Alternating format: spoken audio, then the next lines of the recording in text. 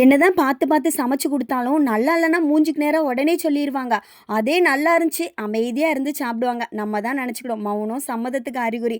அந்த மாதிரி, "ஓ! நல்லா இருக்கு போல" அப்படின்னு நெனச்சுக்கிட்டு, "இன்னைக்கு வந்து பாஸ்தா செஞ்சு குடேன்" அப்படின்னு சொல்லியிருந்தாங்க. அதுவும் உன் ஸ்டைல்ல கண்டிப்பா பண்ணிறவே பண்ணிறாத. இந்த யூடியூப பார்த்து ஏதாவது பண்ணி வித்தியாசமா பண்ணிதன்னு சொன்னாங்க.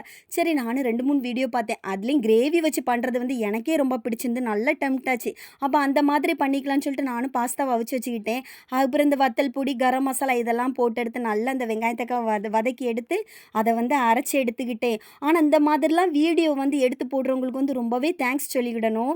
ஏன்னா, நமக்கு செய்ய தெரியாதவங்களுக்கு அத பார்க்கும்போது வந்து ஒரு மோட்டிவேட்டா ஆகுது. நல்லா சமைக்கவும் தோணுது. ஒரு வழியா பண்ணி எடுத்து பாஸ்தா குடுத்தாச்சு. எங்க ஆளுக்கு ரொம்ப பிடிச்சிருந்து. நாங்களும் நல்லா சாப்பிட்டுட்டு அப்படியே பார்த்தீங்கன்னா, இந்த Flipkartல வந்து செட் ஆஃப் 6 பேக்குன்னு சொல்லிட்டு ஒரு கண்டெய்னர் வந்து ஆர்டர் பண்ணியிருந்தேன். அதுவும் ஈவினிங் வந்துச்சு.